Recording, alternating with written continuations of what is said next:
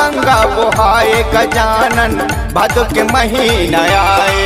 गली गली में गंगा बहाए गजानन भादो के महीना आए।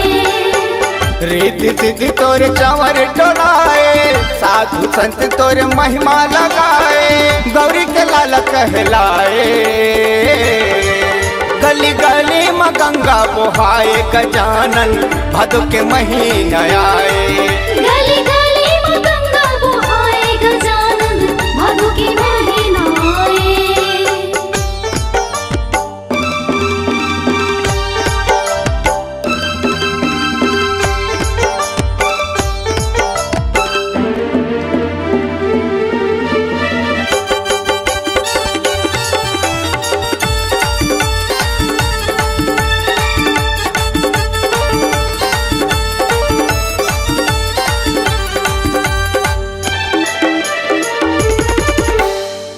भक्तन भोग लगाए है तोला मेवा लड्डू मिठाई के।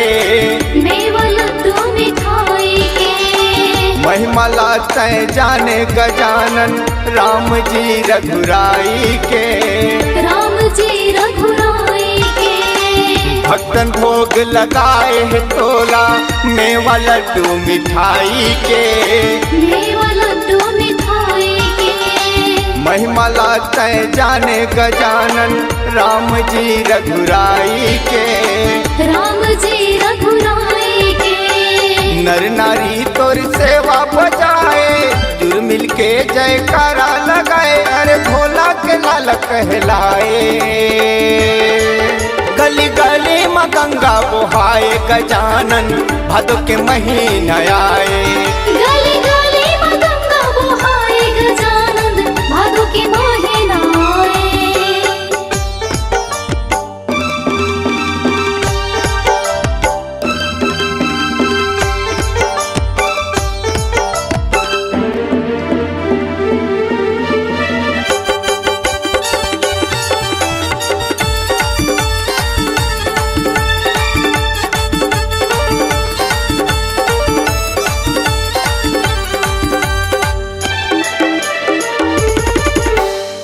लंबोदर है सिद्ध विनायक दुख पीरा के हरैया गा।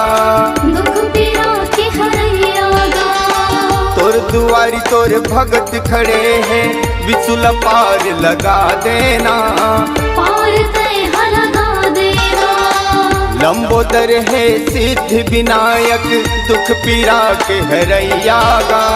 दुख पीरा के हरैया गा तोर दुआरी तोर भगत खड़े हैं, विसुल पार लगा देना।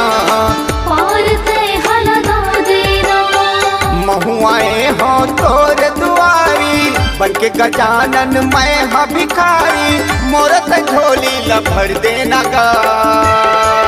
गली गली में गंगा बहाए गजानन भादो के महीना आए।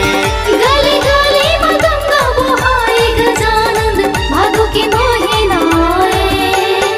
रिद्धि सिद्धि तोरे चंवर डोलाए, साधु संत तोरे महिमा लगाए, गौरी के लाल कहलाए। गली गली में गंगा बहाए गजानन भादो के महीना आए। गली गली में गंगा बहाए गजानन भादो के महीना आए।